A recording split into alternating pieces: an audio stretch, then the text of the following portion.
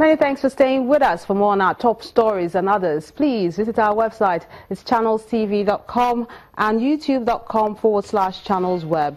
You can also watch us on the go on any mobile device. Log on to m.channelstv.com or download the Channels TV app for Android, iOS and Windows phones from their respective stores.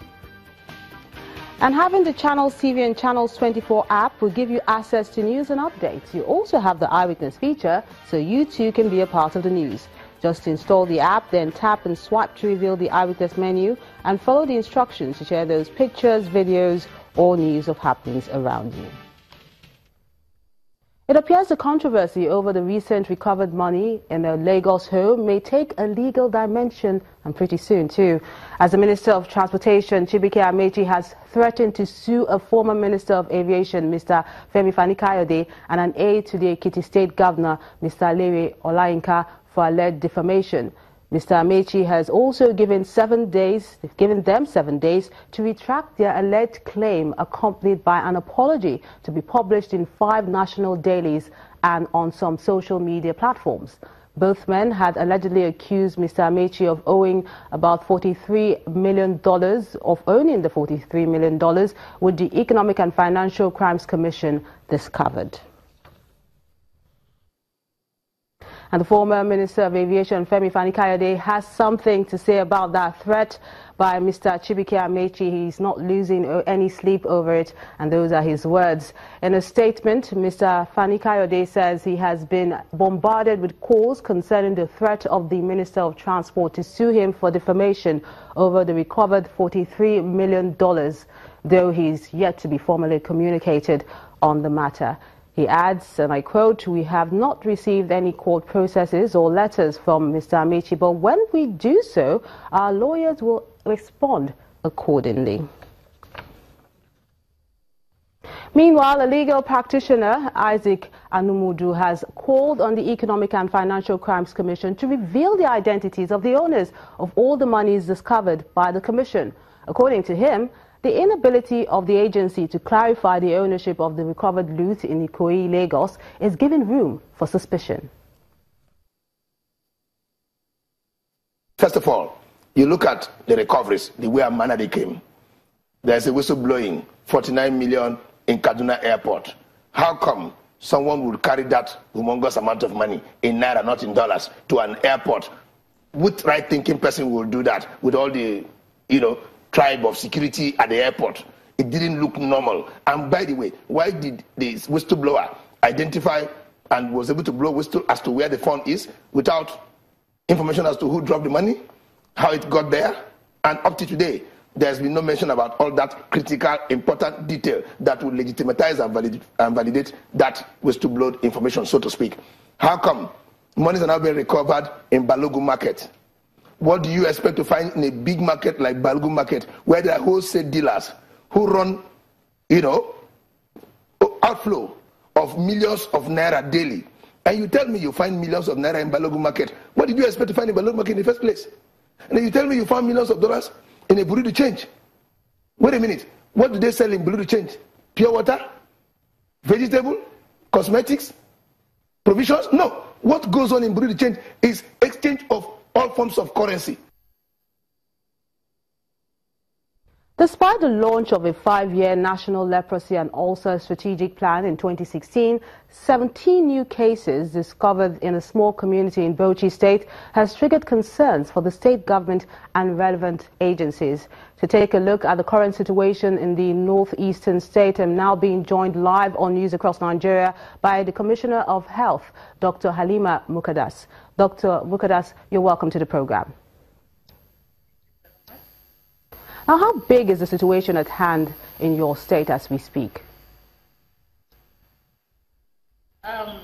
We have noticed that this leprosy in communities are hard to reach, that have communities in two and states.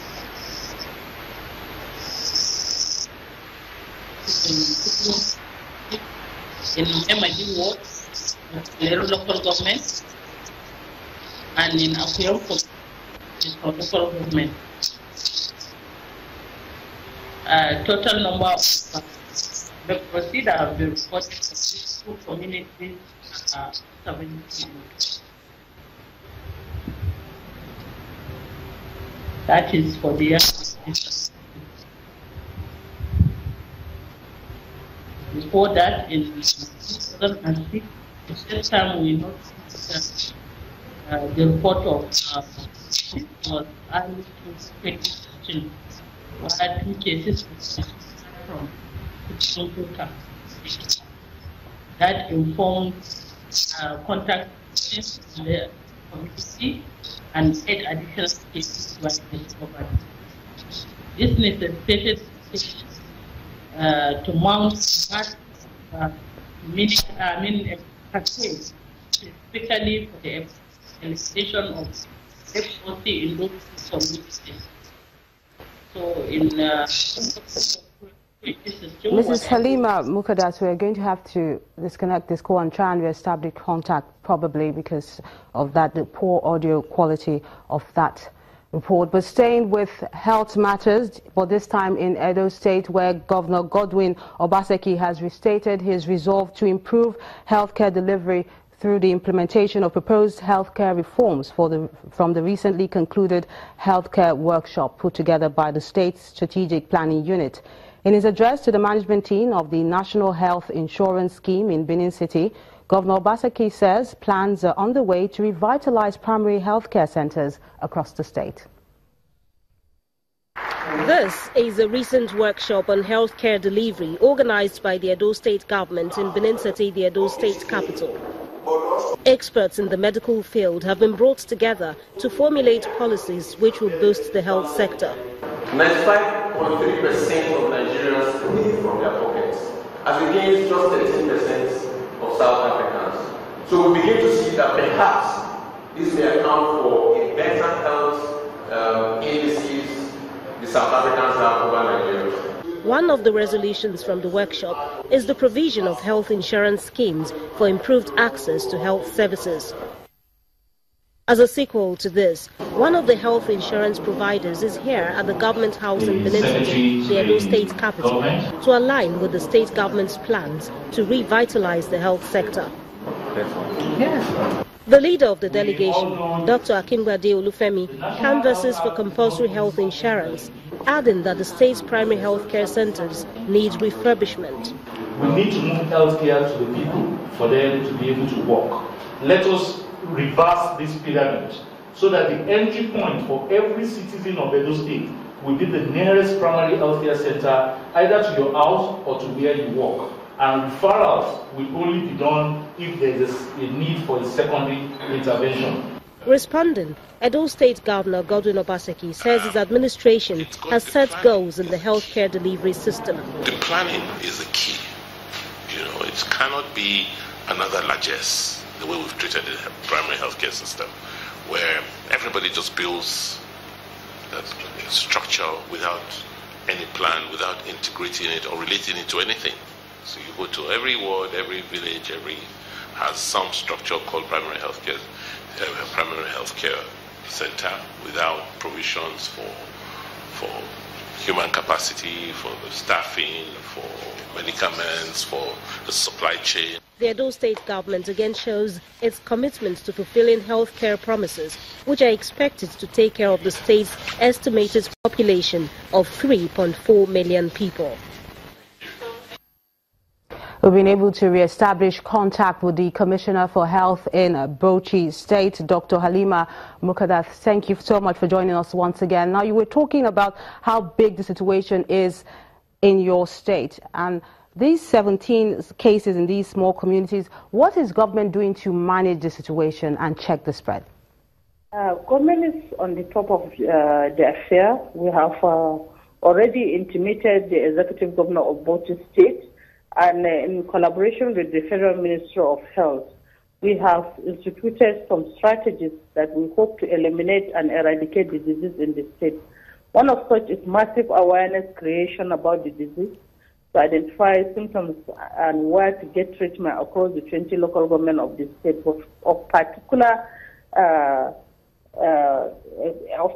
particular attention is given to those pockets of communities where the leprosy was discovered. And we have also re-energized our LGA TB and leprosy supervisors to strengthen TB and leprosy surveillance, outreach response, and supporting supervision across the local government, with the provision of motorcycles that will enable them to visit all those hard-to-reach communities. We have also sensitized our patent medicine vendors and traditional healers across the state towards identification of cases of leprosy and their referral for treatment to the already established treatment center.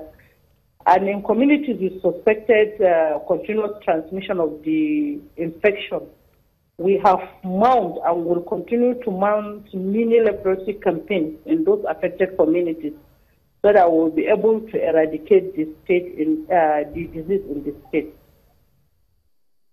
Dr. Halima Mukadas, the Commissioner for Health in Bauchi State, thank you so much for speaking with us on the program. And still to come on the show, WAEC begins second examination for private candidates. That's in a moment. Join us again.